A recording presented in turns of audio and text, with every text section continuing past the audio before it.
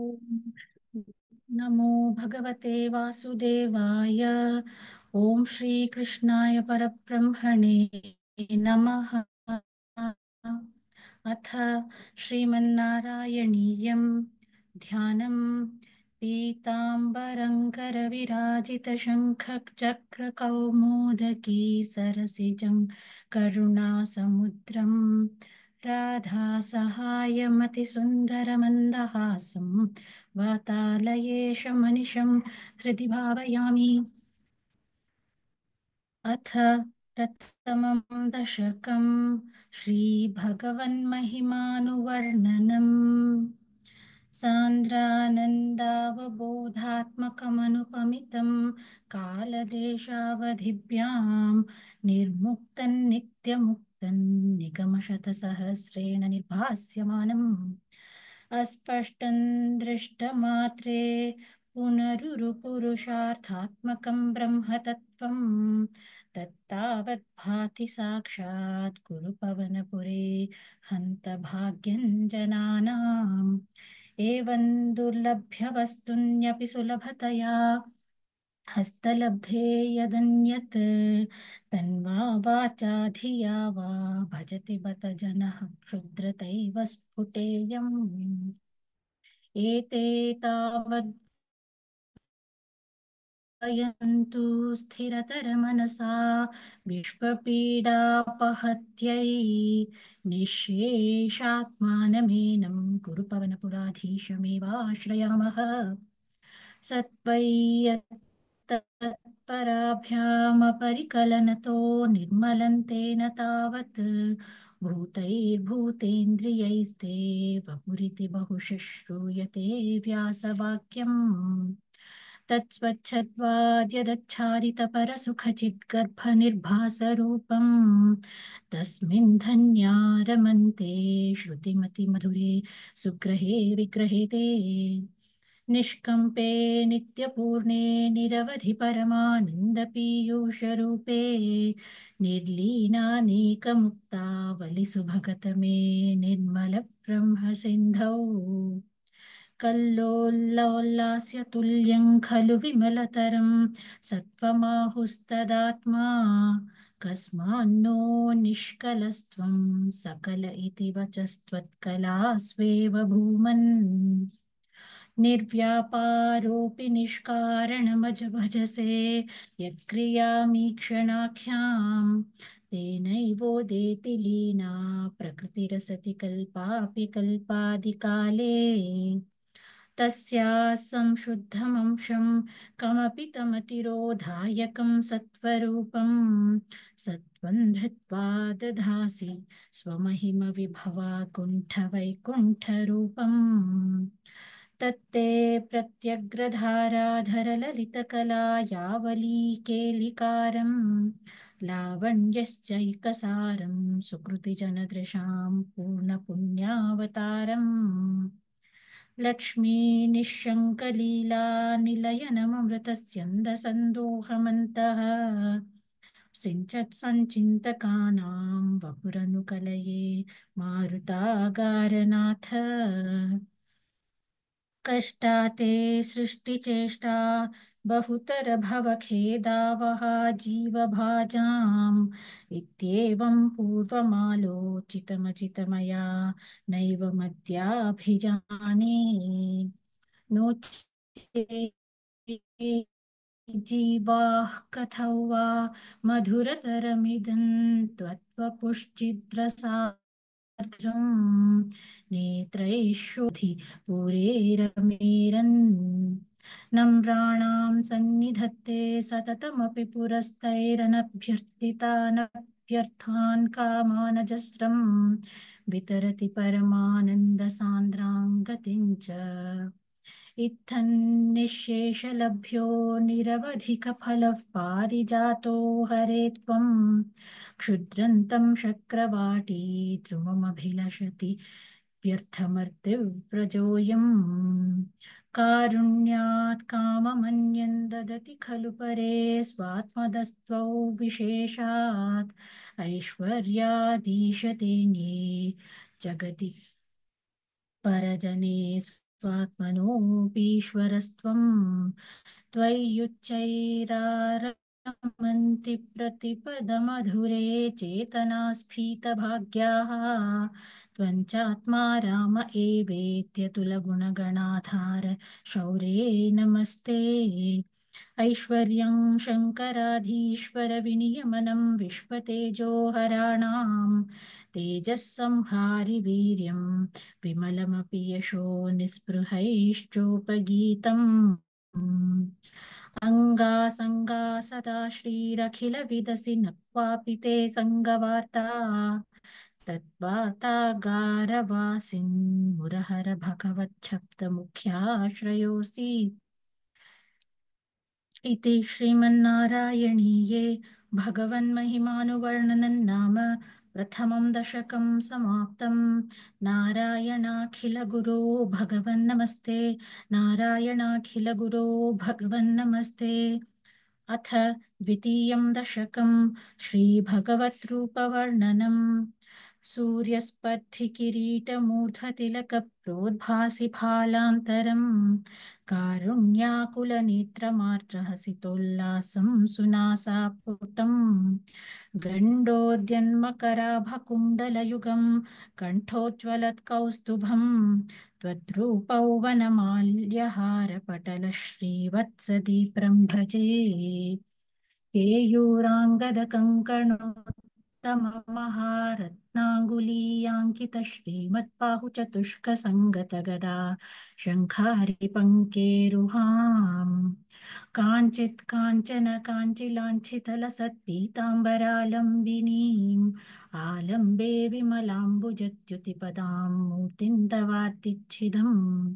यत्रैलोक्यमहीयसोऽपि महितं सम्मोहनं मोहनात् कान्तं कान्तिनिधानतोऽपि मधुरं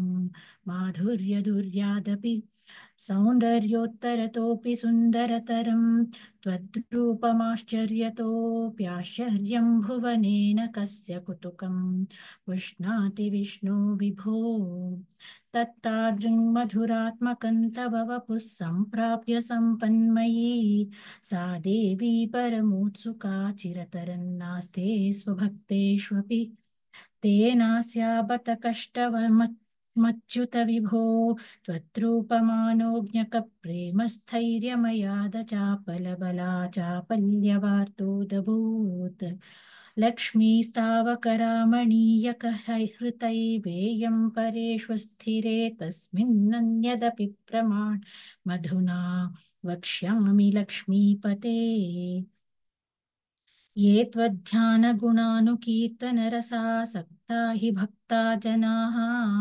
तेष्वेषा वसति स्थिरैव दयितप्रस्तावदत्तादरा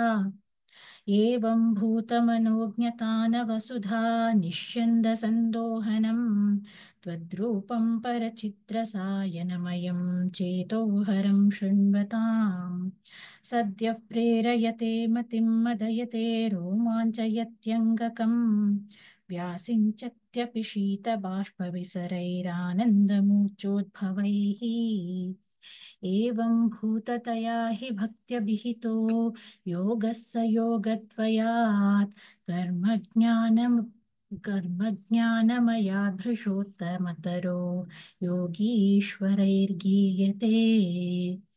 सौन्दर्यैकरसात्मके त्वयि खलु प्रेम प्रकर्षात्मिका भक्तिर्निःश्रममेव विश्वपुरुषैर्लभ्या रमावल्लभ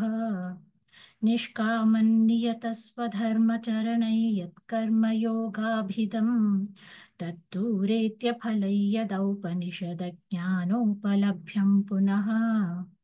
तत्तौ व्यक्ततया सुदुर्गमतरं चित्तस्य तस्माद्विभो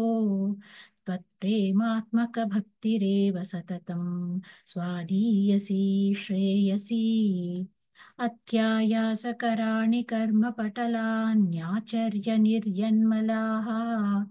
बोधे भक्तिपते तवाप्युचितता मायान्ति किं तावता क्लिष्ट्वा तर्कपथे परन्तव वपुर्ब्रह्माख्यमन्ये पुनः चित्तार्द्रत्वमृते विचिन्त्य बहुभिः सिद्ध्यन्ति जन्मान्तरैः त्वद्भक्तिस्तु कथारसामृतझरी निर्मज्जनेन स्वयं सिद्ध्यन्ति विमलप्रबोधपदवीमक्लेशतस्तन्वती सद्यः सिद्धिकरी जयत्ययि विभो सैवास्तु मे तत्पदः प्रेम प्रौढिरसाद्रता द्रुततरं वातालयाधीश्वर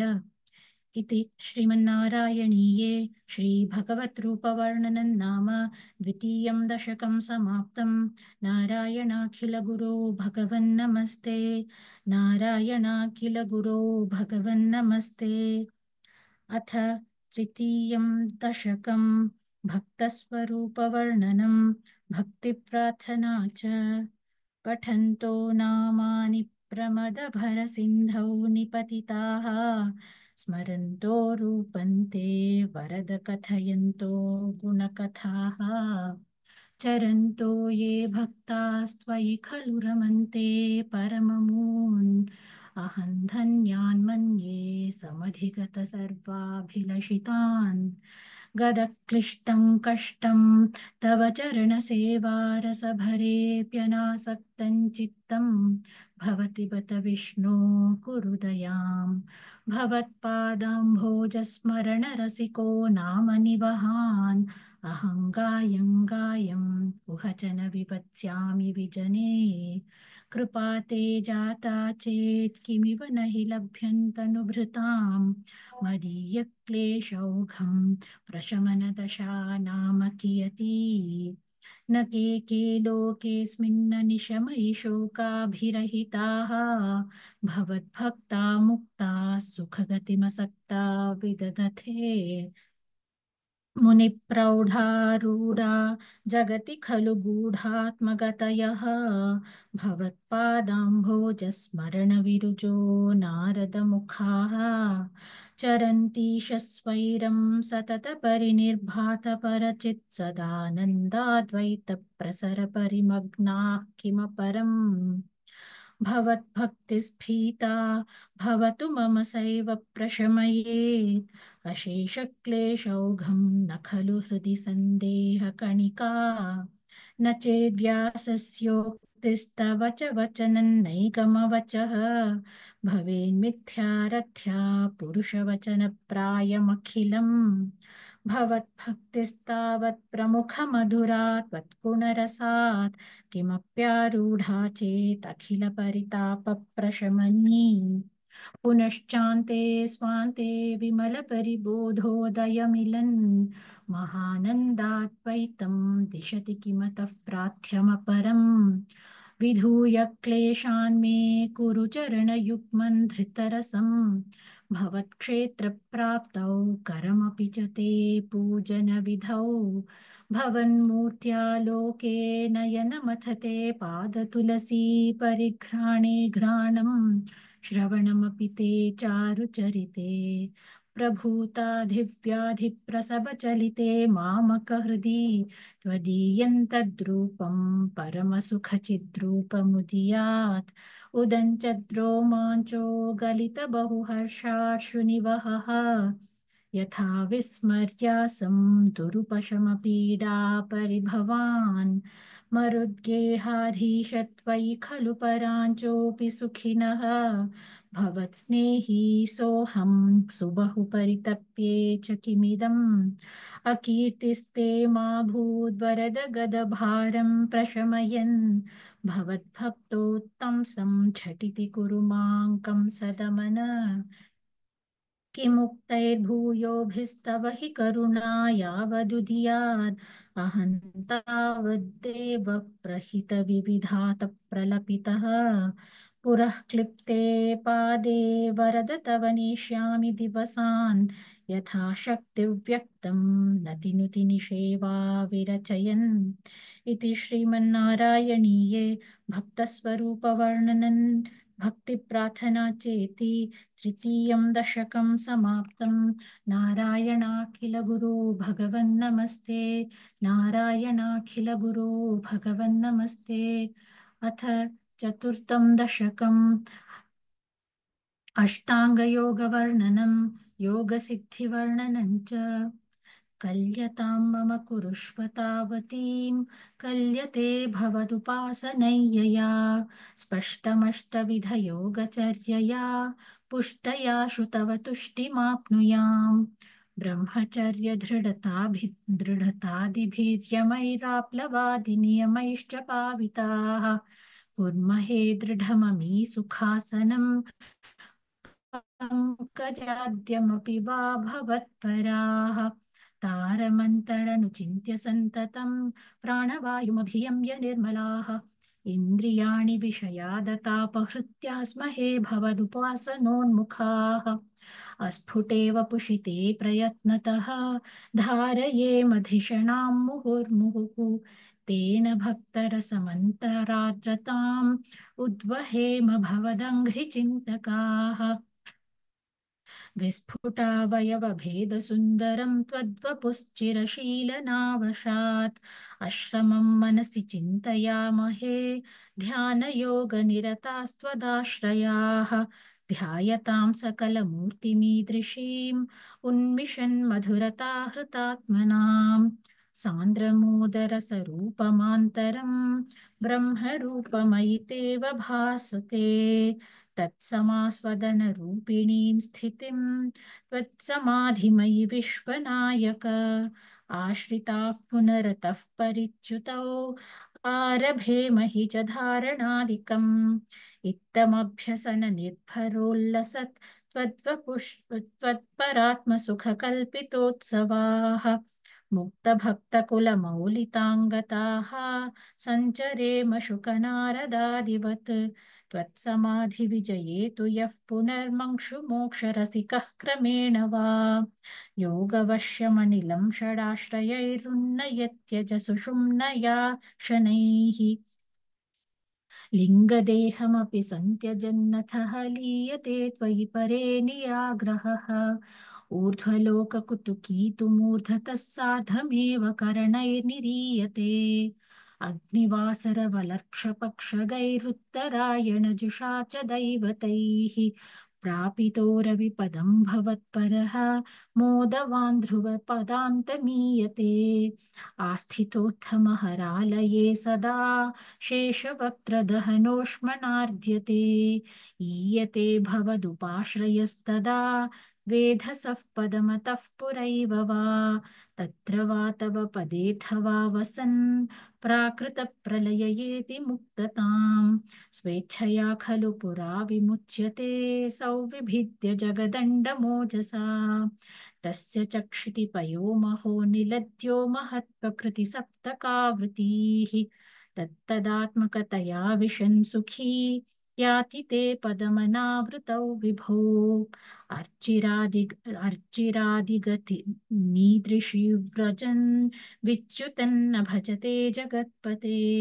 सच्चिदात्मक भवद्गुणोदयान्नुच्चरन्तमनिलेश पाहि माम्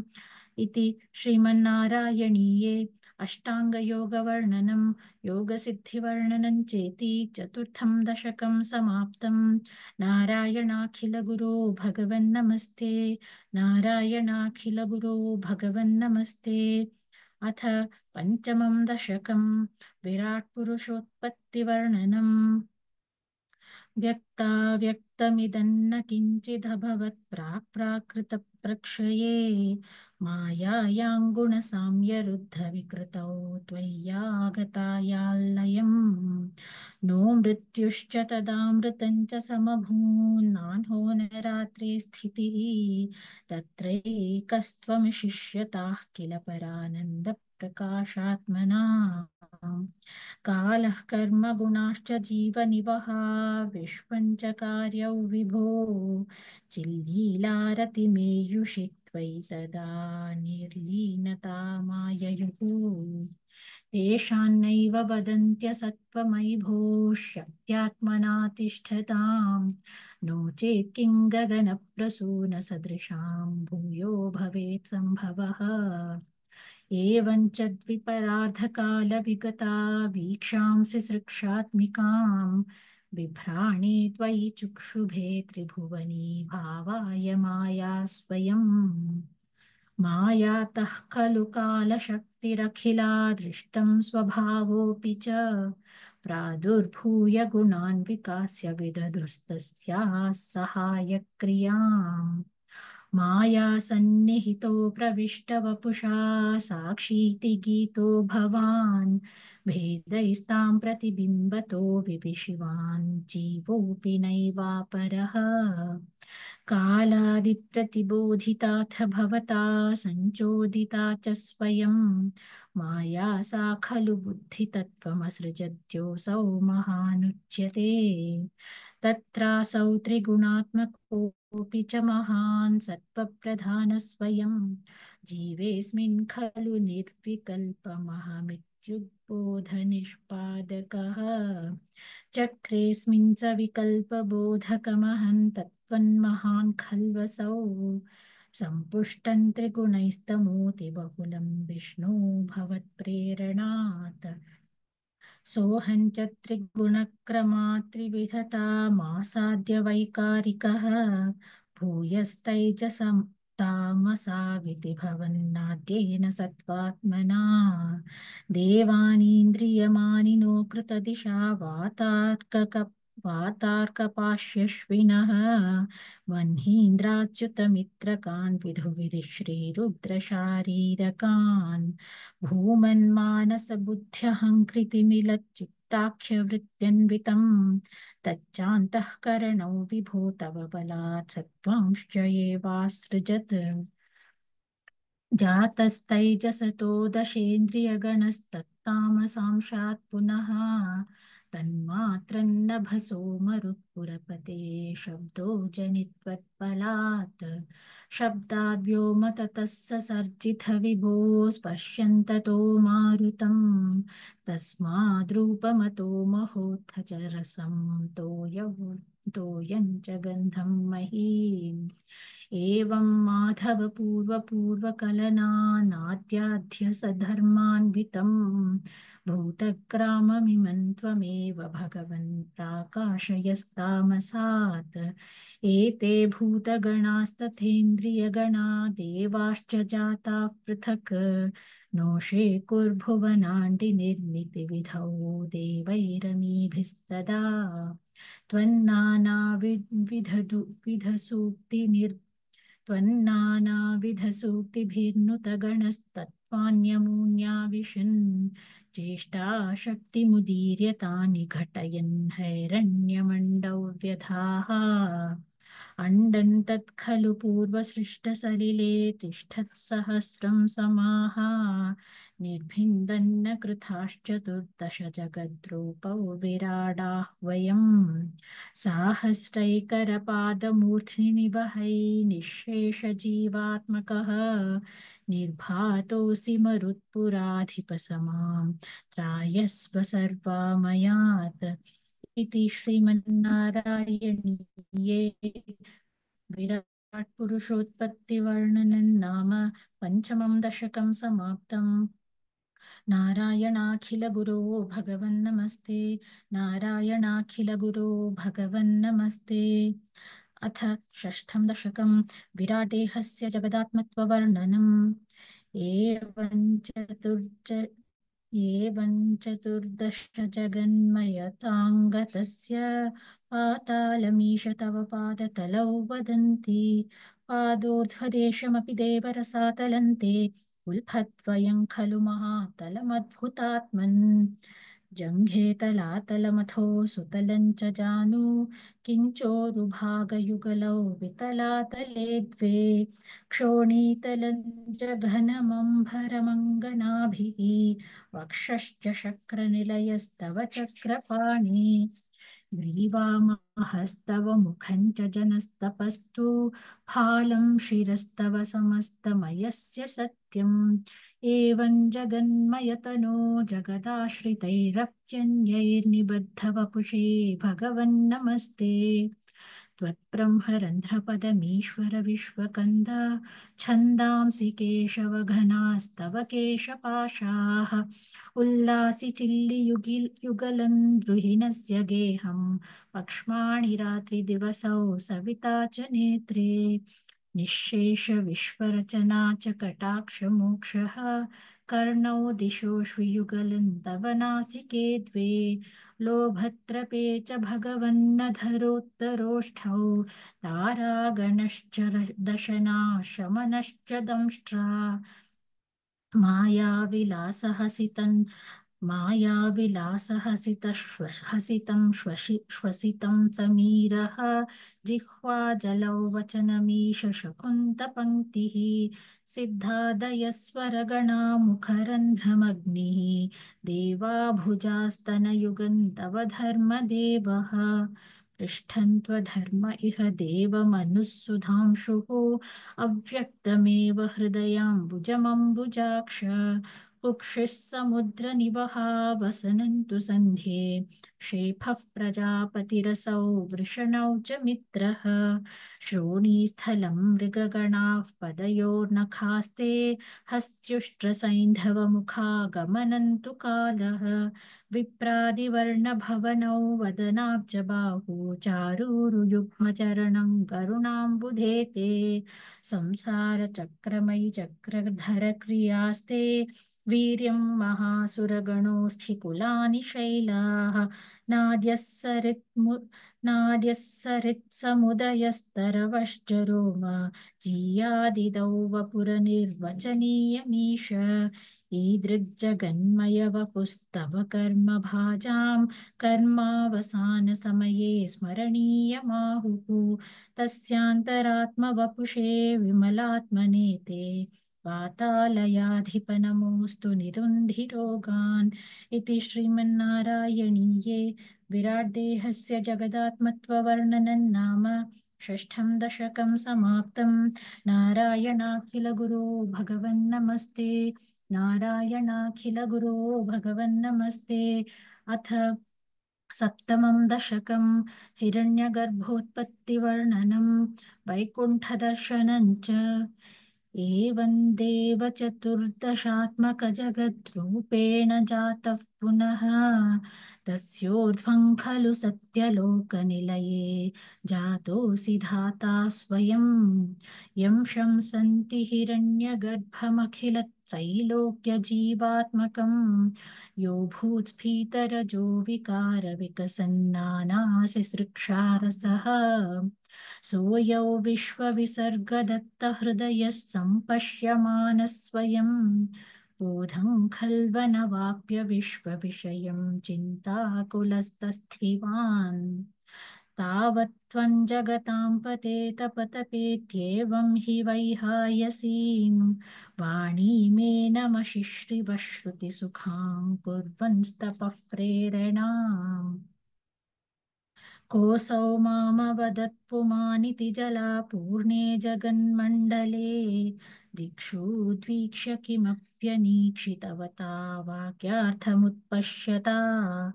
दिव्यौ वर्षसहस्रमात्ततपसा तेन त्वमाराधितः तस्मै दर्शितवानसि स्वनिलयौ वैकुण्ठमेकाद्भुतम् माया यत्र कदापि नो विकुरुते भाते जगद्भ्यो भैः शोकक्रोधविमोहसाध्वसमुखा भावास्तु दूरं गताः सान्द्रानन्दझरी च यत्र परमज्योतिः प्रकाशात्मके तत्ते धाम विभावितौ विजयते वैकुण्ठरूपौ विभो यस्मिन्नाम चतुर्भुजा हरिमणिश्यामा वदा तत्विषः नानाभूषणरत्नदीपितदिशो राजद्विमानालयाः भक्तिप्राप्त तथा विधोन्नतपदा दीव्यन्ति दिव्या जनाः रिक्ते धाम निरस्तसर्पशमलौ वैकुण्ठरूपं जयेत् नानादिव्यवधूजनैरभिवृता विद्युल्लता तुल्यया विश्वोन्मादनहृद्यगात्रलतया विद्योतिता शान्तरा त्वत्पादाम्बुजसौरभैककुतुकाल्लक्ष्मी स्वयल्लक्ष्यते यस्मिन् विस्मयनीय दिव्यविभवं तत्ते पदं देहि मे तत्रैवं प्रतिदर्शिते निजपदे रत्नासनाध्यासितं भास्वत्कोटिलसत्किरीटकटकाद्याकल्पदीपाकृति श्रीवत्साङ्कितमातकौस्तुभमणिच्छायारुणं कारणं विश्वेशान्तवरूपमैक्षत विधिस्तत्ते विभो भातु मे कालाम्भोदकलाय कोमलरुचि चक्रेण चक्रन्दिशाम् आवृण्वानमुदारमन्दहसितस्यन्दप्रसन्नाननम् राजत्कम्बुगदारिपङ्कजधर श्रीमद्भुजामण्डलम् स्रष्टुस्तुष्टिकरौ वपुस्तव विभो मद्रोगमुद्वासयेत् दृष्ट्वा संभृतसम्भ्रमः कमलभूस्त्वत्पादपाथोरुहे हर्षावश हर्षावेशवशौ वदो निपतितः प्रीत्या कृतार्थी भवन् जानास्येव मनीषितं मम विभो ज्ञानं तदा पादय द्वैताद्वैतभवत्स्वरूपपरमित्याचष्टतं त्वां भजे आताम्रे चरणे विनम्रमथतं हस्तेन हस्ते स्पृशन् बोधस्ते भविता न सर्गविधिभिर्बन्धोऽपि सञ्जायते इत्याभाष्य गिरं प्रतोष्य नितरां तच्चित्तगूढस्वयं सृष्टौ तं समुदैरयः स भगवन्नुल्लासयोल्लाघताम् इति श्रीमन्नारायणीये हिरण्यगर्भोत्पत्तिवर्णनं वैकुण्ठदर्शनं चेति सप्तमं दशकं समाप्तं नारायणाखिलगुरो भगवन्नमस्ते नारायणाखिलगुरो भगवन्नमस्ते अथ अष्टमं दशकं प्रलयवर्णनं जगत्सृष्टिप्रकारवर्णनम् एवं तावत् प्राकृतप्रक्षयान्ते ब्राह्मे कल्पे ह्यादिमे लब्धजन्मा ब्रह्मा भूयस्त्वत्तयेवाप्यवेदान् सृष्टिं चक्रे पूर्वकल्पोपमानां सोऽयं चतुर्युगसहस्रमितान्यहानि तावन्मिताश्च रजनीर्बहुशो निनाय निद्रात्यसौ त्वयि निलीय समं स्वसृष्टैः नैमित्तिकप्रलयमाहुरतोऽस्य रात्रिम् अस्मादृशां पुनरहर्मुखकृत्य तुल्यां सृष्टिं करोत्यनुदिनं स भवत्प्रसादात् प्राग्ब्राह्मकल्पजनुषां च परायुषां तु सुप्तप्रबोधनसमास्ति तदापि सृष्टिः पञ्चाशदब्दमधुना स्ववयोर्धरूपम् एकं परार्धमतिवृत्य हि वर्ततेऽसौ तत्रान्त्यरात्रिजनितान् कथयामि भूमन् पश्चादिनावतरणे च भवद्विलासान् दिनावसानेऽथ सरोजयोनिः सुषुप्तिकामस्त्वयि सन्निलिल्ये जगन्ति च त्वज्जठरं समीयुः तदेदमेकार्णवमास विश्वम् तवैव वेशे फणिराजिशेषे जलैकशेषे भुवने स्म शेषे आनन्दसान्द्रानुभवस्वरूपः स्वयोगनिद्रा परिमुद्रितात्मा कालाख्यशक्तिं प्रलयावसाने प्रबोधयेत्यादिशता किलादौ त्वया प्रसुप्तं परिसुप्तशक्त्यो व्रजेन तत्राखिलजीवधाम्ना चतुर्युगाणां च सहस्रमेवं त्वयि प्रसुप्ते पुनरद्वितीये कालाख्यशक्तिः प्रथमप्रबुद्धा प्राबोधय त्वां किल विश्वनाथ विबुध्य च त्वं जलगर्भशायिन् विलोक्य लोकान् अखिलान् प्रलीलान् तेष्वेव सूक्ष्मात्मतया निजान्तस्थितेषु विश्वेषु ददाथ दृष्टिं ततस्त्वदीया दयिनाभिरन्ध्रात् उदञ्चितं किञ्चन दिव्यपद्मं निलीननिःशेषपदार्थमाला संक्षेपरूपं मुकुलायमानं तदेतदम्भोरुह उड्मलन्ते कलेबरात्तोयपथे प्ररूढं बहिर्निरीतं परितस्फुरद्भिः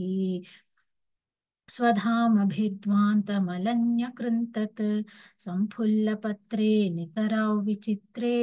तस्मिन् भवद्दीर्यधृते सरोजे सपद्मजन्मा विधिरा विरासीत् स्वयं प्रबुद्धा किल वेदराशिः अस्मिन् परात्मन्ननुपाद्मकल्पे त्वमित्थमुत्थापि पीतपद्मयोनिः अनन्तभूमाममरोगराशिं निरुन्धिवातालयवासविष्णु इति श्रीमन्नारायणीये प्रलयवर्णनं जगत्सृष्टिप्रकारवर्णनं चेति अष्टमं दशकं समाप्तं। नारायणाखिलगुरो भगवन्नमस्ते। नारायणाखिलगुरो भगवन्नमस्ते। अथ नवमं दशकं जगत्सृष्टिवर्णनं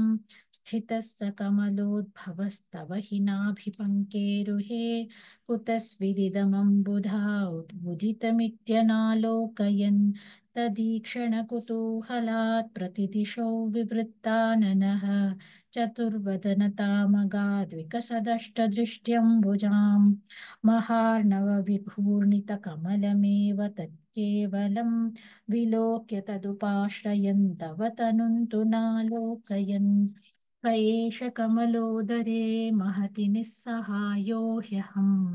कुतस्विदिदमम्बुजं समजनीति चिन्तामगात् अमुष्य हि सरोरुहः किमपि कारणं सम्भवेत् इति स्म कृतनिश्चयः स खलु नालरन्ध्राध्वना स्वयोगबलविद्यया समवरूढवान् प्रौढधीः त्वदीयमतिमोहनं न तु कलेबरं दृष्टवान् ततः स कलनालिका विवरमार्गगो प्रयस्य शतवत्सरं किमपि नैव सन्दृष्टवान् निवृत्य कमलोदरे सुखनिषण्ण एकाग्रधीः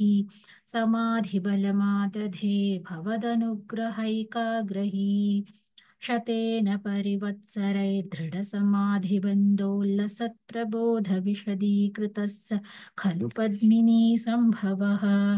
अदृष्टचरमद्भुतं तव हि रूपमन्तर्दृशा व्यचष्टपरितुष्टधीर्भुजगभोगभागाश्रयम्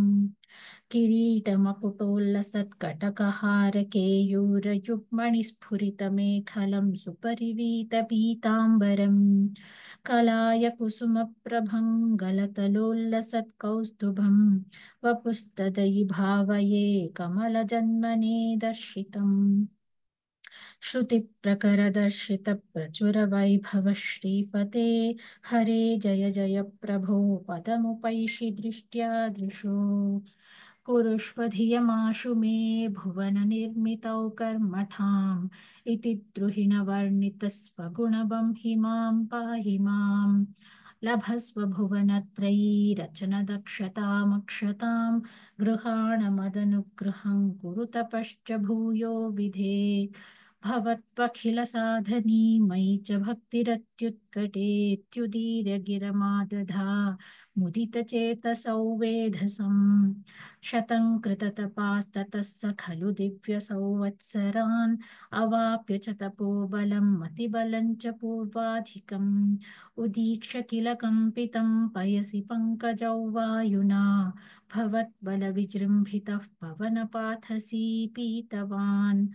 तवैव कृपया पुनः सरसिजेन तेनैव सह प्रकल्प्य भुवनत्रयीं प्रववृते प्रजानिर्मितौ तथाविध कृपाभरो गुरुमरुत्पुराधीश्वर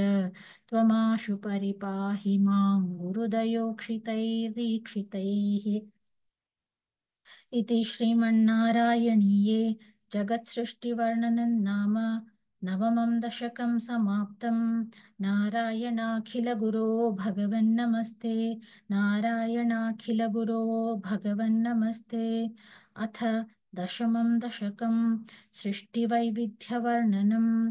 वैकुण्ठवर्धितबलोऽथ भवत्प्रसादात् अम्बोजयो निरसृजत् किल जीवदेहान् स्थास्नूनि भूरुहमयानि तथा तिरश्चां जातिं मनुष्यनिवहानपि देवभेदान् मिथ्याग्रहास्मि मतिरागविकोपभीतिः अज्ञानवृत्तिमिति पञ्चविधां सृष्ट्वा उद्दामतामसपदार्थविधानदूनः तेने त्वदीयचरणस्मरणौ विशुद्ध्यै तावत् ससर्ज मनसा सनकं सनन्दं भूयः सनातनमुनिं च सनत्कुमारं ते सृष्टिकर्मणि तु तेन नियुज्यमानाः त्वत्पादभक्तिरसिका जगृहुर्नवाणीं तावत् प्रकोपमुदितं प्रतिरुन्धतोऽस्य भ्रूमध्यतो जनिमृडो भवदेकदेशः नामानि मे कुरु पदानि च हाविरिञ्चेत्यादौ रुरोद किल तेन स रुद्रनामा एकादशाह्वयतया च विभिन्नरूपं रुद्रौ विधाय दयिता वनिताश्च दत्त्वा तावन्त्यदत्त च पदानि भवत्प्रणुन्नः प्राह प्रजाविरचनाय च सादरन्ताम् रुद्राभिसृष्टभयदाकृतिरुद्रसङ्घ सम्पूर्यमाणभुवनत्रयभीतचेताः मा प्रजासृजतपश्चरमङ्गलायेत्याचष्टतं कमलभूर्भवदीरितात्मा तस्यात्तसर्गरसिकस्य मरीचिरद्रिः तत्राङ्गिराः क्रतुमुनिः पुलहः पुलत्स्यः अङ्गादजायत भृगुश्च वसिष्ठदक्षौ श्रीनारदश्च भगवन् भवदङ्घ्रिदासः धर्मादिकान् कर्दमञ्च वाणी विधाय विधिरङ्गज सङ्कुलोऽभूत् त्वद्बोधितैः सनकदक्षमुखैस्तनूजैः बोधितश्च विरराम तमो विमुञ्चन् वेदान् पुराणनिवहानपि सर्वविद्याः कुर्वन्निजाननगणाच्चतुराननोऽसौ पुत्रेषु तेषु विनिधाय ससर्गवृद्धिम् अप्राप्नुवंस्तव पदाम्बुजमाश्रितोऽभूत् जानन्नुपायमथ देहमजो विभज्य स्त्रीपुंसभावमभजन्ममुतद्वधूभ्यां ताभ्यां च मानुषकुलानि विवर्धयंस्त्वं गोविन्दमारुतपुरेश निरुन्धिरोगान् इति श्रीमन्नारायणीये सृष्टिवैविध्यवर्णनं नाम दशमं दशकं समाप्तम् नारायणाखिलगुरो भगवन्नमस्ते नारायणाखिलगुरो भगवन्नमस्ते अथ एकादशं दशकं सनकादीनां वैकुण्ठप्रवेशवर्णनं जयविजयशापवर्णनं हिरण्यकशिपुः हिरण्याक्षोत्पत्तिवर्णनं च क्रमेण सर्गे परिवर्धमाने कदापि दिव्याः सनकादयस्ते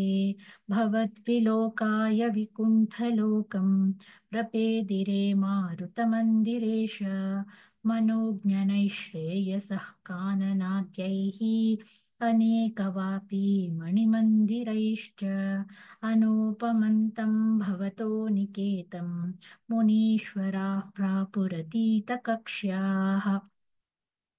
भवद्दिदृक्षून् भवनौ विविक्षून् द्वास्थौ जयस्तान् विजयोऽप्यरुन्धां तेषां च चित्ते पदमापकोपः सर्वं भवत्प्रेरणयैव भूमन् वैकुण्ठलोकानुचितप्रचेष्टौ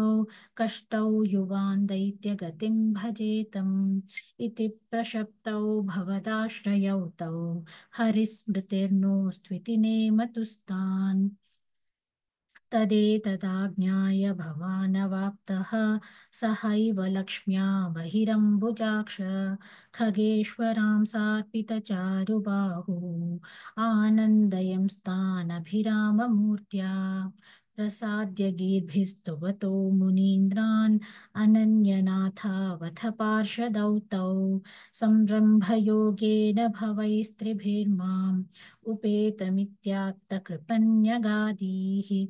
त्वदीयभृत्यावथ काश्यपात्तौ सुरारिवीरा उदितौ द्वौ सन्ध्यासमुत्पादनकष्टचेष्टौ यमौ च लोकस्य यमाविवान्यौ हिरण्यपूर्वः कशिपुः किलैकः परो हिरण्याक्ष इति प्रतीतः उभौ भवन्नातमशेषलोकम् वृषान्यरुन्धान् निजवासनान्धौ तयोर्हिरण्याक्षमहासुरेन्द्रः प्रणाय धावन्ननवाप्तवैरी भवत्प्रियाङ्क्ष्मा सलिले निमज्य चचार गर्वाद्विनदन् गदावान् ततो जलेशात् सदृशं भवन्तं निशम्य बभ्राम गवेषयंस्त्वां भक्तैकदृश्यः सकृपानिधे त्वं निरुन्धिरोगान् मरुदालयेश इति श्रीमन्नारायणीये सनकादीनां वैकुण्ठप्रवेशवर्णनं जय विजयशापवर्णनं हिरण्यकशिपुः हिरण्यकाक्षोत्पत्तिवर्णनं चेति एकादशं दशकं समाप्तं नारायणाखिलगुरो भगवन्नमस्ते नारायणाखिलगुरो भगवन्नमस्ते अथ द्वादशं दशकम् वराहावतारवर्णनं भूम्युद्धरणवर्णनं च स्वायम्भुवो मनुरथो जनसर्गशीलः दृष्ट्वा महीमसमये सलिले निमग्नां स्रष्टारमापशरणं भवदङ्घ्रिसेवा तुष्टाशयं मुनिजनैः सह सत्यलोके कष्टं प्रजा सृजति मय्यवनिर्निमग्ना स्थानं सरोजभव कल्पय तत्प्रजानाम् इत्येवमेष कथितो मनुना स्वयंभू अम्भोरुहाक्ष तव पादयुगौ व्यचिन्तीत् हा हा विभो जलमहन्यपिबं पुरस्तात् अद्यापि मज्जति मही किमहं करोमि इत्थं त्वदङ्घ्रियुगलं शरणैयतोऽस्य नासापुटात् समभवः शिशुकोलरूपी अङ्गुष्ठमात्रवपुरुत्पतितः पुरस्तात् भूयोऽथ कुम्भिसदृशः समजृम्भथास्त्वम् अभ्रे तथाविधमुदीक्ष्य भवन्तमुच्चैः विस्मेरता विधिरगात् सहसूनुभिः स्वैः कोऽसावचिन्त्य महिमा किटिरुत्थितो मे नासापुटात् किमु भवेदजितस्य माया इत्थौ विचिन्तयति धातरि शैलमात्रः सद्यो भवन् किल जगर्जितघोरघोरम् तन्ते निनादमुपकर्ण्य जनस्तपस्थाः सत्यस्थिताश्च मुनयो नुनुवुर्भवन्तम् तत्स्तोत्रहर्षुलमनाः परिणिद्य भूयः तोयाशयौ विपुलमूर्तिरवातरस्त्वम् ऊर्ध्वप्रसारि परिधूम्रविधूतरोमा प्रोक्षिप्तवालधिरवाङ्मुखघोरघूर्णः तूर्णप्रदीर्णजलदः परिघूर्णदक्ष्णा स्तोतॄन्मुनीन् शिशिरयन्नवतेरिथत्वम् अन्तर्जलं तदनु सङ्कुलनक्रचक्रं भ्राम्यतिमिङ्गिलकुलं कलुषोर्मिमालम् आविश्य भीषणरवेण रसातलस्थान् आकम्पयन् वसुमतीर्मगवेशयस्त्वं दृष्ट्वाथ दैत्यहतकेन रसातलान्ते सौवेशितान् झटिति कूटकिटिर्विभो त्वम् आपातुकान् विगणय्य सुरारिखेटान् दंष्ट्राङ्कुरेण वसुधा मदधाः सलीलम् अभ्युत्तरन्नथ दरान् दशनाग्रलग्नामुस्ताङ्कुराङ्कित इवाधिकपीवरात्मा उद्धूतघोरसलिलाज्जलधेरुदञ्चन् क्रीडावराहवपुरीश पाहि रोगात् इति श्रीमन्नारायणीये वराहावतारवर्णनं भूम्युद्धरणवर्णनं चेति द्वादशं दशकं समाप्तं। नारायणाखिलगुरो भगवन्नमस्ते। नारायणाखिलगुरो भगवन्नमस्ते। अथ त्रयोदशं दशकं हिरण्याक्षवधवर्णनम्।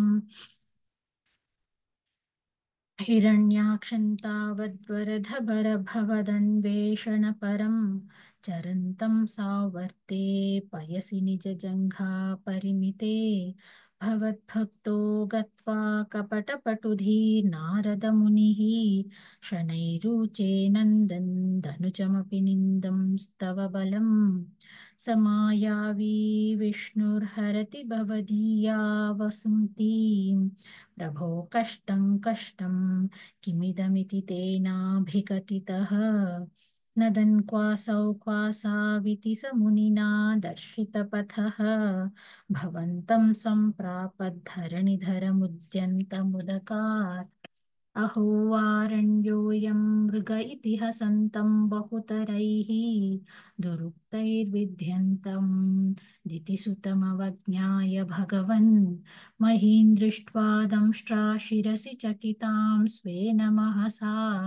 पयोधावाधाय प्रसभमुदयुङ्क्तां मृदविधौ गदापाणौ दैत्ये त्वमपि हि गृहीतोन्नतगदः नियुद्धेन क्रीडन् घटघटरवोत्कृष्टवियता प्रणालोकौत्सुक्यान् मिलति सुरसङ्घे द्रुतममुम् निरुन्ध्या सन्ध्यातः प्रथममिति धात्रा जगदिशे गदोन्मर्ते तस्मिंस्तव खलु गदायान् दिति भुवः गदाघाताद् भूमौ झटिति पतिता यामहः भोः यस्त्वन्दनुजकुलनिर्मूलनचणं महाचक्रं स्मृत्वा करभुवि दधानोरुचिषे ततः शूलङ्कालप्रतिमऋषिदैत्ये विसृजति त्वयि छिन्दत्येन करकलितचक्रप्रहरणात् समारुष्टो मुष्ट्या स खलु विदुदंस्त्वा समतनोत् गलन्माये मायास्त्वयि किल जगन्मोहनकरीः भवच्चक्रज्योतिष्कणलवनिपातेन विधुते ततो मायाचक्रे विततघनरोषान्धमनसम् गरिष्ठाभिर्मुष्टिप्रहृतिभिरभिघ्नन्तमसुरम् स्वपादाङ्गुष्ठेन श्रवणपदमूले निरवधिः महाकायः सोऽयं तव चरणपातप्रमथितः गलद्रक्तो वक्त्रा तपतदृशिभिः श्लाघितहतिः तदा त्वम् उद्धाम प्रमदभरविद्योतिहृदयाः मुनीन्द्रः सान्द्राभिस्तुतिभिरुणवन्नध्वरतनुम् त्वचिच्छन्दो रोमस्वपि कुशगणश्चक्षुषि घृतम् चतुर्होतारोङ्घ्रौ सृगपि वदने चोदर इडा ग्रहाजिह्वायान्ते परपुरुषकर्णे च चमसाः विभो सोमो वीर्यौ वरदगलदेशेऽप्युपसदः मुनीन्द्रैरित्यादिस्तवनमुखरैर्मोदितमनाः महीयस्या मूर्त्या विमलतरकीर्त्या च विलसन् स्वधिष्ण्यं सम्प्राप्तः सुखरसविहारी मधुरिपो निरुन्ध्यारोगं मे सकलमपि वातालयपते इति श्रीमन्नारायणीये हिरण्याक्षवधवर्णनं नाम त्रयोदशं दशकं समाप्तं। नारायणाखिलगुरो भगवन्नमस्ते। नारायणाखिलगुरो भगवन्नमस्ते। अथ चतुर्दशं दशकं कपिलोपाख्यानं समनुस्मृततावकाङ्घ्रियुग्मः समनुः पङ्कजसम्भवाङ्गजन्मा निजमन्तरमन्तराय हीनं चरितं ते कथयन् सुखन्निनाय समये खलु तत्र कर्दमाख्यः द्रुहिणच्छाय भवस्तदीयवाचा धृतसर्गरसो निसर्गरम्यं स्वामयुतं समासिषेवे गरुडोपरि कालमेघकम्रं विलसत्केलिसरोजपाणिपद्मं हसितोल्लसिताननौ विभो त्वं वपुराविष्कुरुषे स्म कर्दमाय स्वसुते पुलकावृताय तस्मै मनुपुत्रीं दयितान्न वापि पुत्रीः कपिलं च सुतं स्वमेव पश्चात् स्वगतिं चाप्यनुगृह्य निर्गतो भूः समनुष्यतरूपया महिष्या गुणवत्या सुतया च देवहूत्या भवदीरतश्नारदोपदिष्टः समगात् कर्दममागति प्रतीक्षं मनुनोपहृतां च देवहूतिं तरुणीरत्नमवाप्य कर्दमोऽसौ भवदर्चननिवृतोऽपि तस्यां दृढशुश्रूषणया दधौ प्रसादं स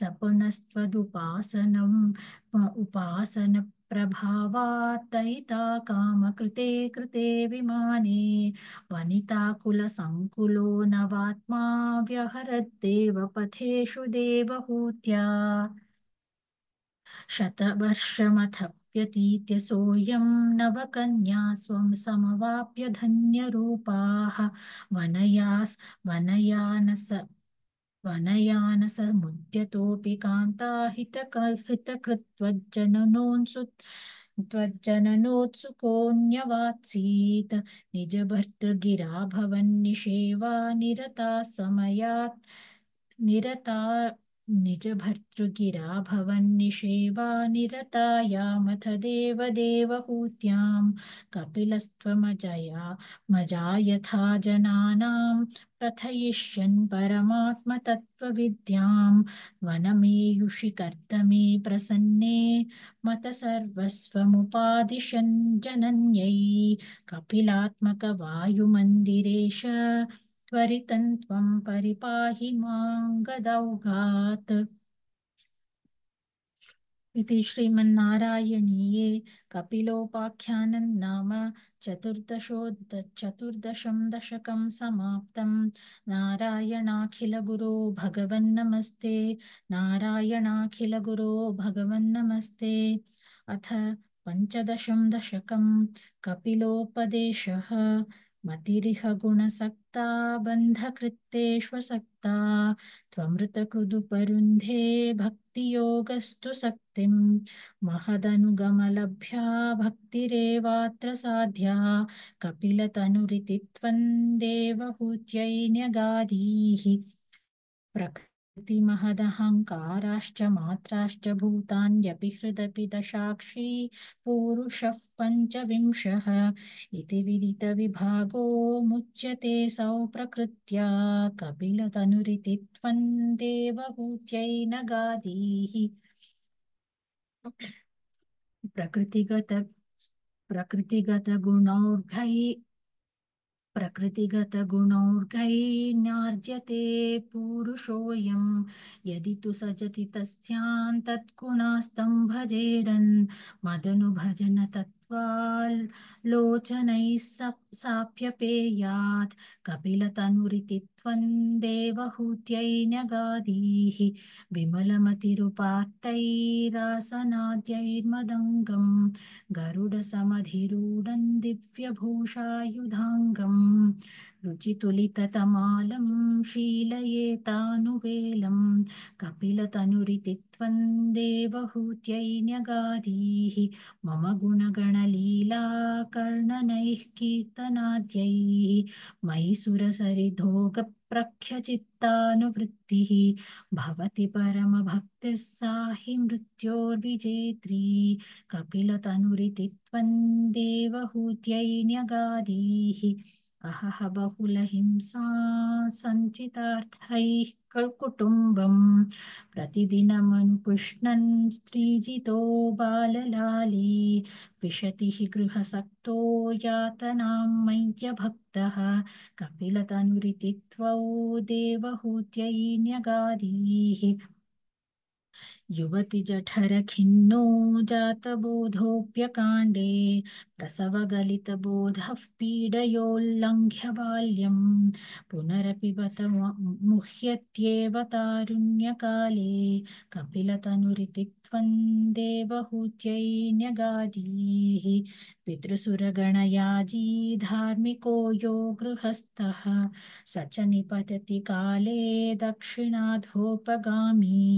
मयि निहितमकामं कर्म तु दत्पदार्थं कपिलतनुरिति त्वं देवहूत्यै न्यगादीः इति सुविदितवेद्यान् देवहे देवहूतिं कृतनुतिमनुगृह्य त्वं गतो योगिसङ्घैः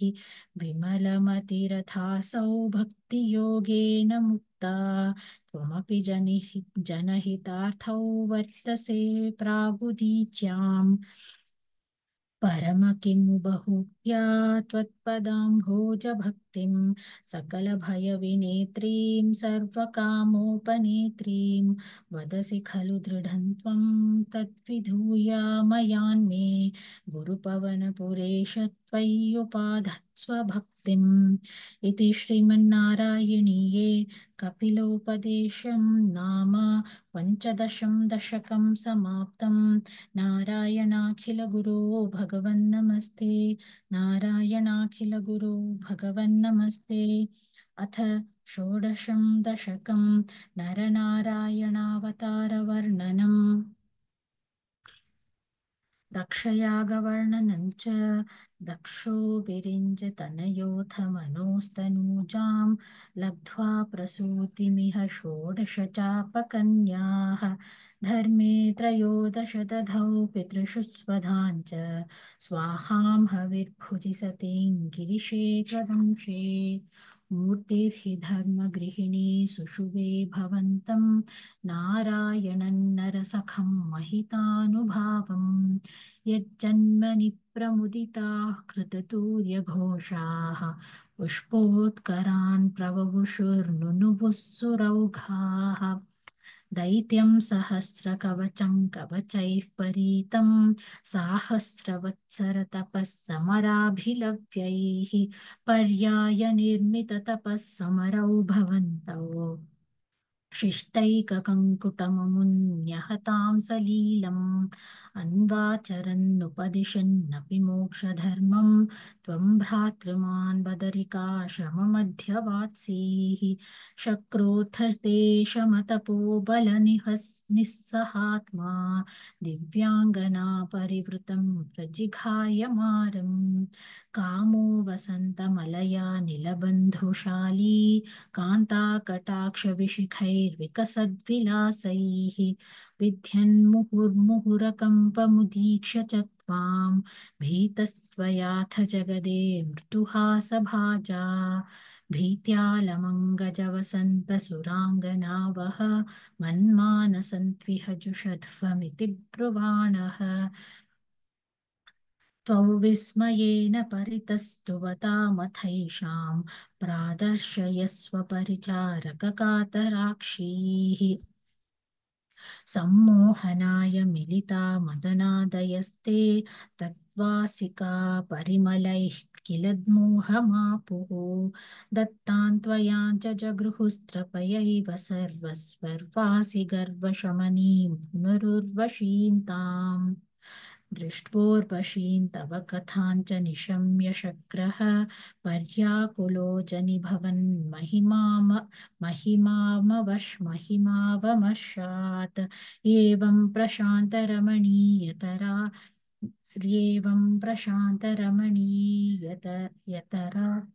यतरावतारात् त्वत्तोऽधिको वरद कृष्णतनुस्त्वमेव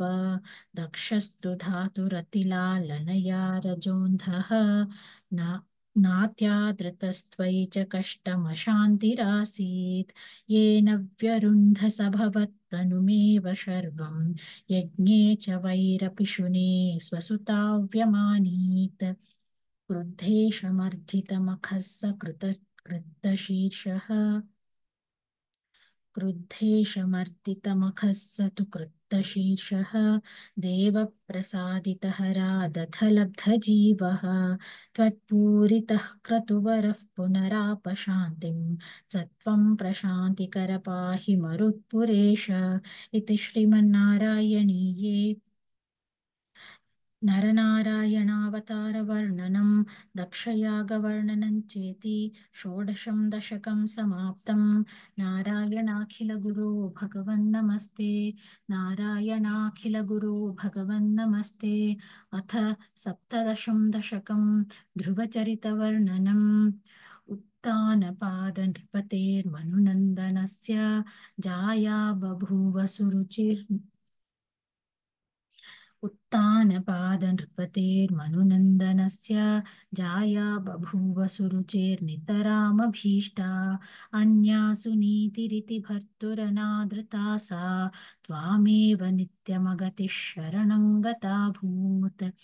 अङ्के पितुः सुरुचिपुत्रकमुत्तमन्तं दृष्ट्वा ध्रुवः किल सुनीतिसुतोऽधिरोक्ष्यन् आचिक्षिपे किल शिशुः सुतरां सुरुच्या दुःसन्त्यजा खलु भवद्विमुखैरसूया त्वन्मोहिते पितरि पश्यति दारवश्ये दूरं दुरुक्तिनिहितः स गतो निजाम्बां सापि स्वकर्मगतिसन्तरणाय पुंसां त्वत्पादमेव शरणं शिशवे शशंस आकर्ण्यसोऽपि भवदर्चननिश्चितात्मा मानी निरेत्य नगरात् किल पञ्चवर्षः सन्दृष्टनारदनिवेदितमन्त्रमार्गः त्वामारराध तपसा मधुकाननान्ते ताते विषण्ण हृदये नगरीं गतेन श्रीनारदेन परिसान्त्वितचित्तवृत्तौ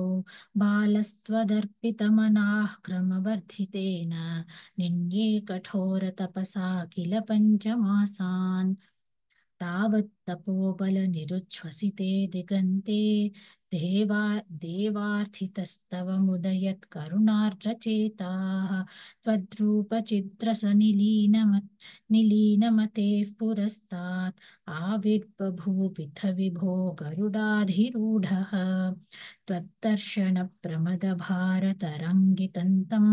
दृग्भ्यान्निमग्नमिव स्वरूपरसायनेते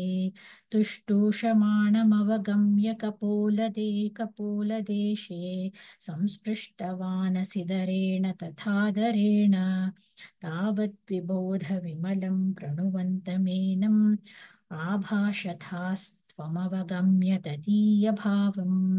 राज्यं चिरं समनुभूय भजस्व भूयः सर्वोत्तरं ध्रुवपदौ विनिवृत्तिहीनम्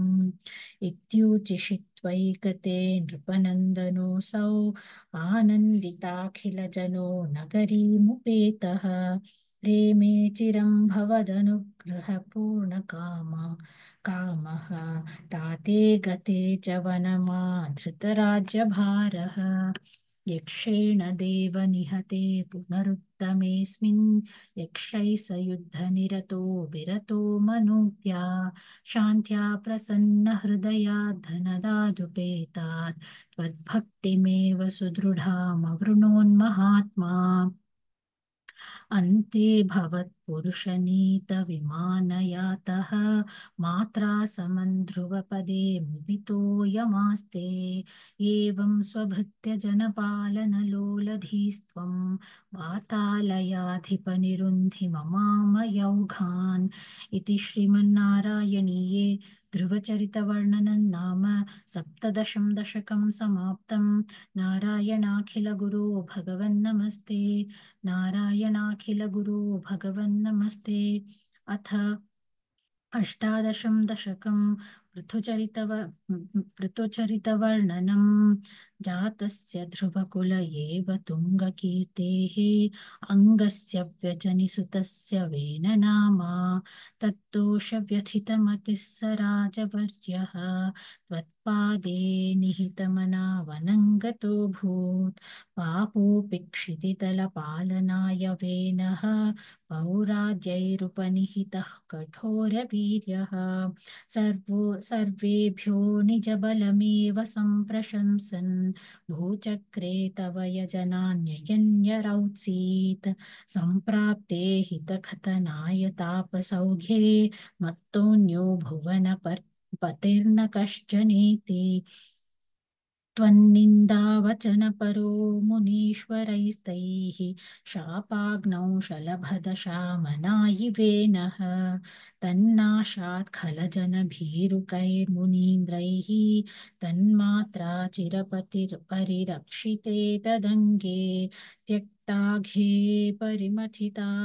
परिमथिता तथोरुदण्डात् तोर्दण्डे परिमथिते त्वमाविरासीः विख्यातः पृथुरिति तापसोपदिष्टैः सूताद्यैः परिणुत भाविभूरिवीर्यः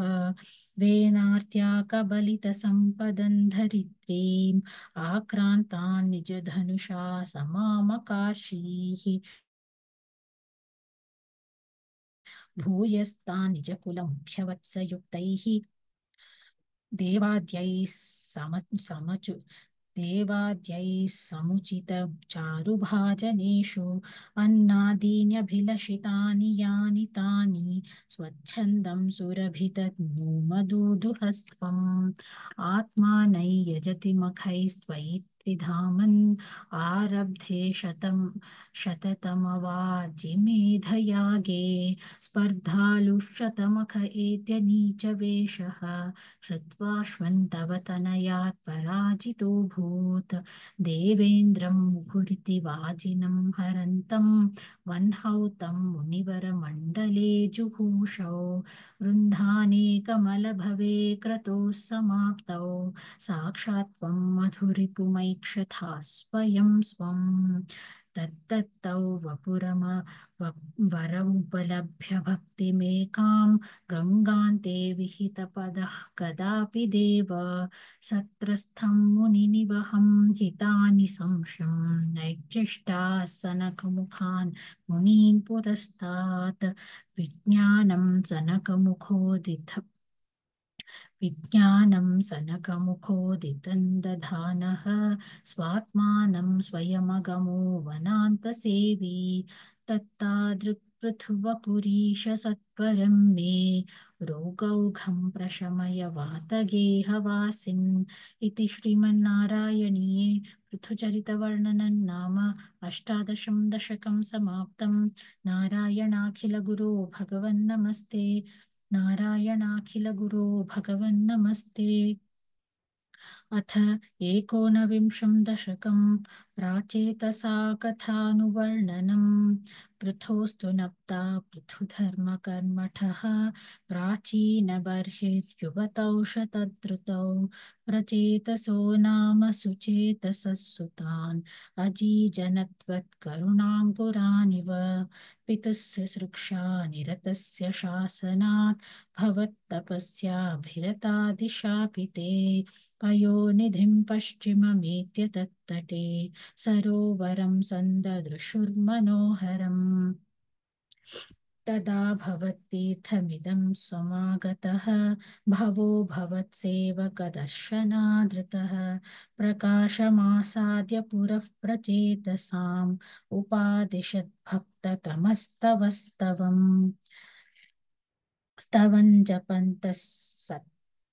स्तवन् जपन्तस्तममी जलान्तरे भवन्तमासे विशतायुतं समाः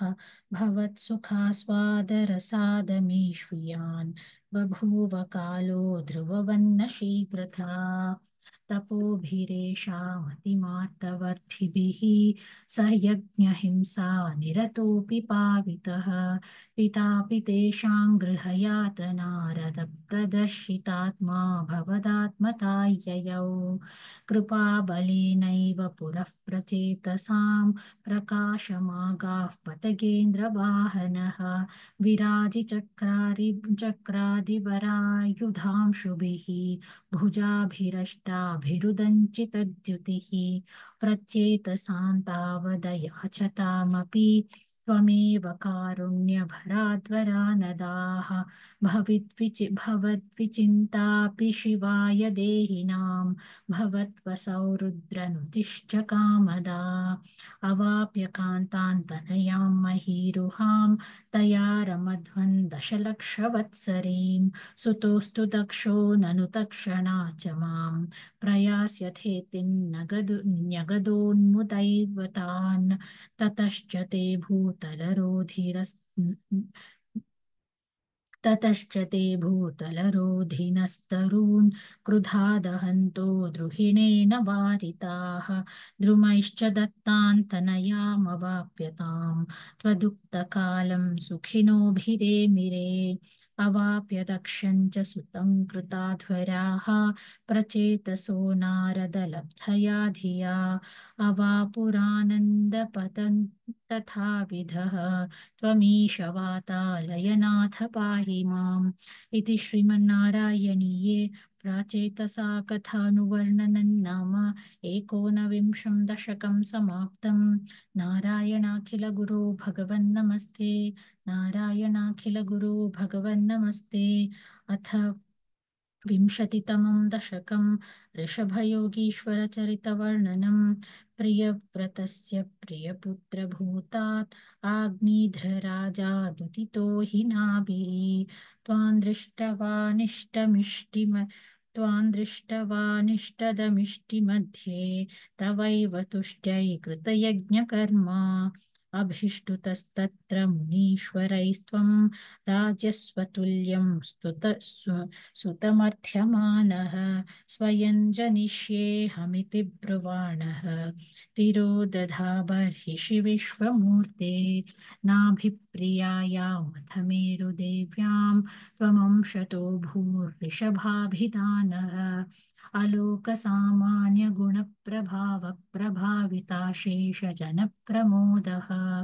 त्वयि त्रिलोकीभृतिराज्यभारं निधाय नाभिः सह मेरुदेव्या तपोवनं प्राप्य भवन्निषेवी गतः किलानन्दपदं पदन्ते इन्द्रस्त्वदुत्कर्षकृतादमर्षः ववर्षनास्मिन्न जनाभवर्षे यदा तदा त्वन्निजयोगशक्त्या मेनद्व्यधदासु वर्षं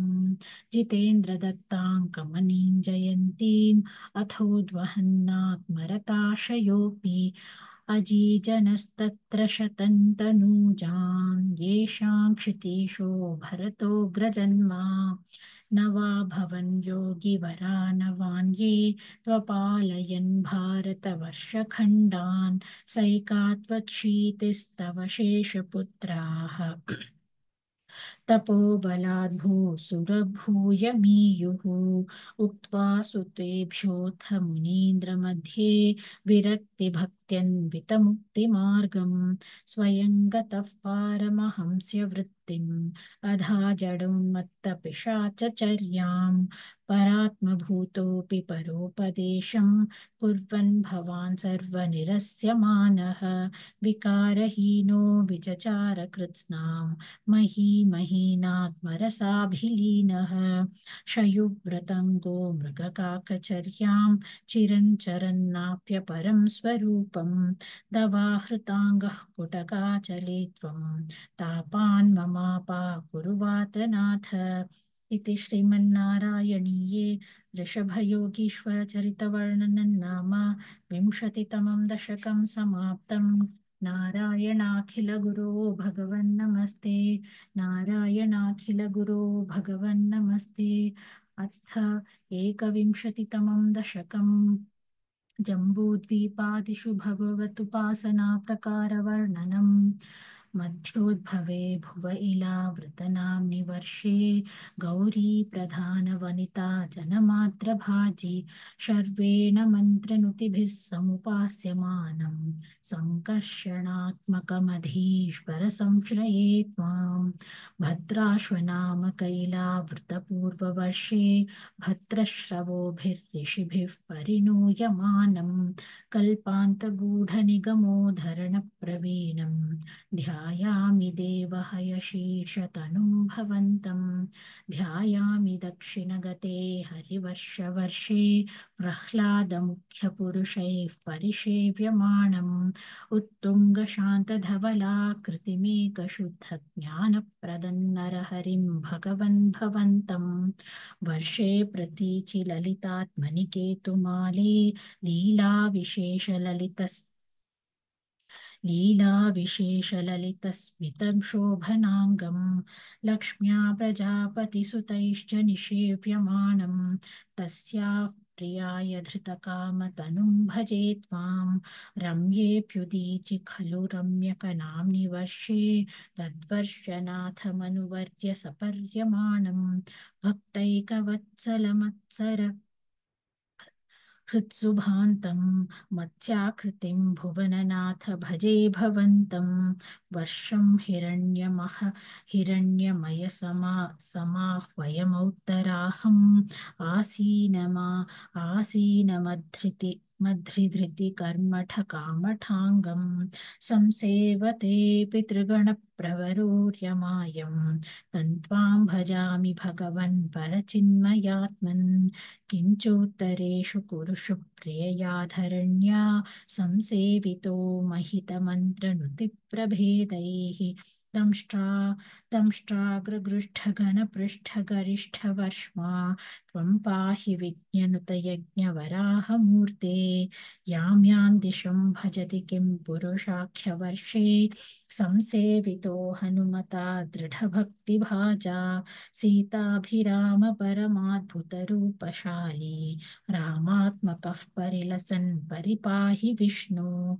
श्रीनारदेन सह भारतखण्डमुख्यैः त्वं साङ्ख्ययोगनुतिभिः समुपास्यमानः आकल्पकालमिह साधुजनाभिरक्षी नारायणो नरमुखं परिपाहि भूमन्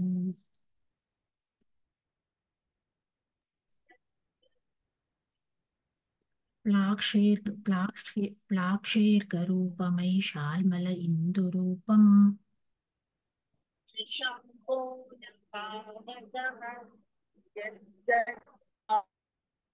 द्वीपे भजन्ति कुशनामनिवह्निरूपं क्रौञ्चेऽम्बुरूपमथ वायुमयं च शाके त्वां ब्रह्मरूपमयि पुष्करनाम्नि लोकाः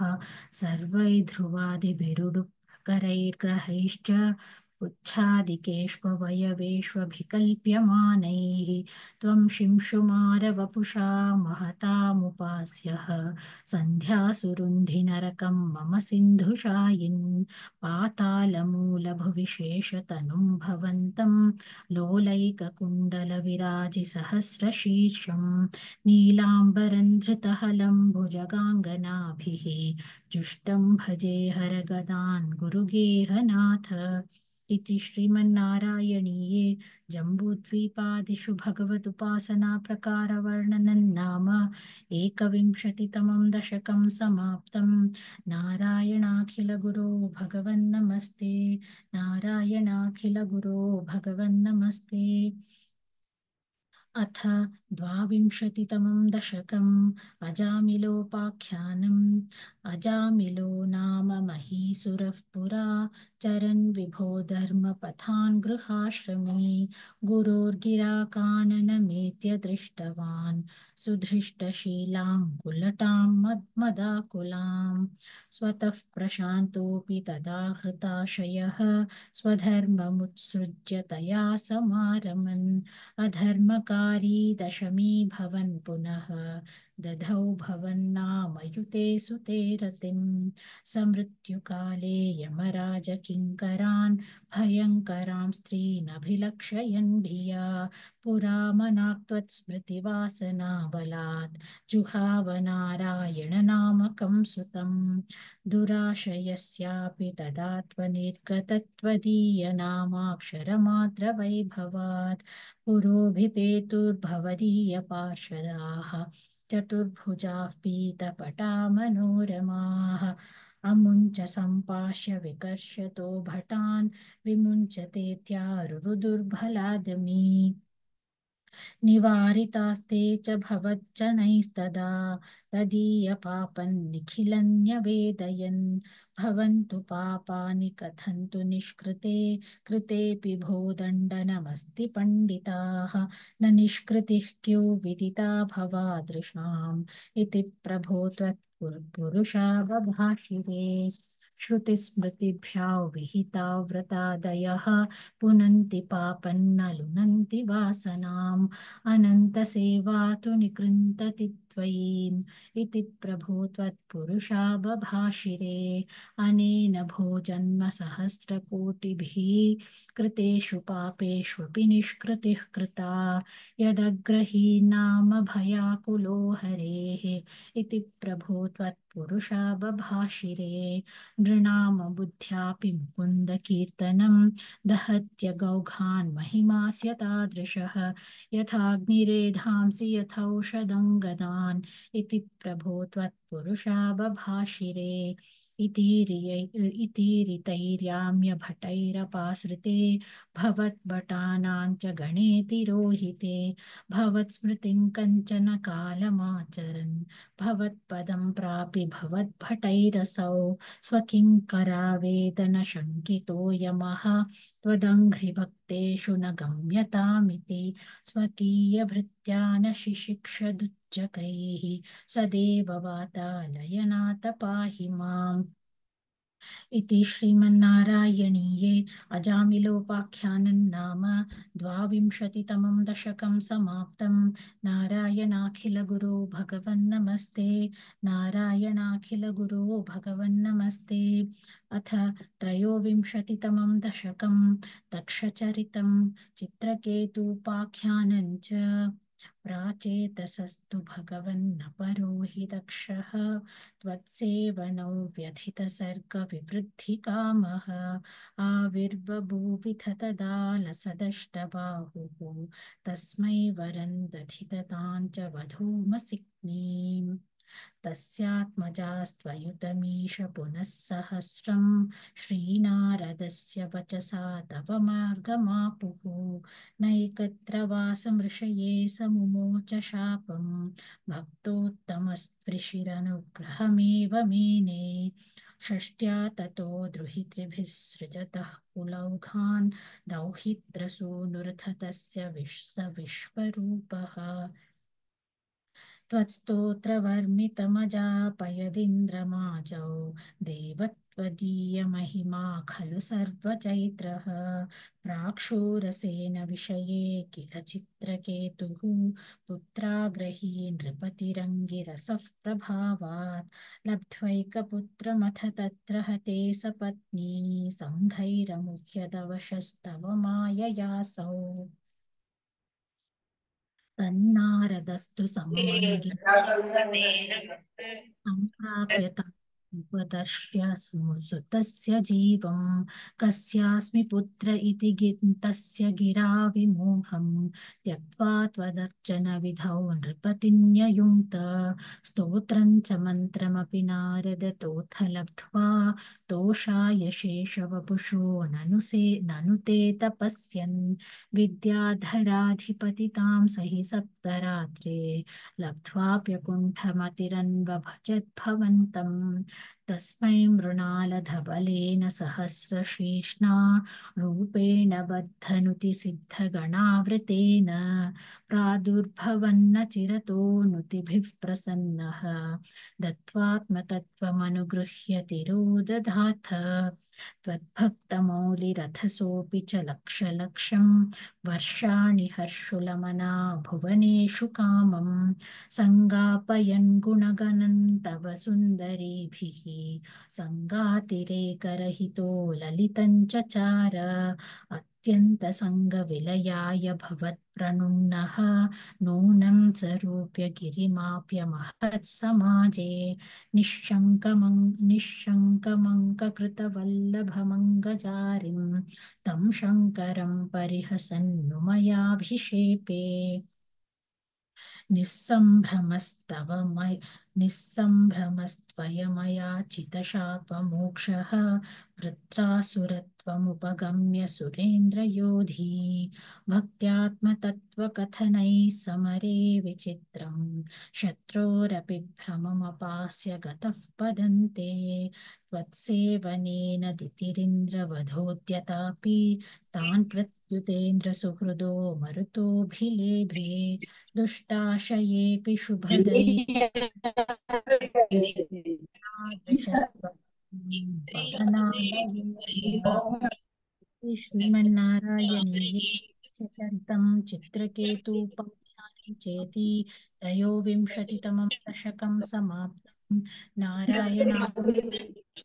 नमस्ते नारायणाखिलगुरो भगवन् नमस्ते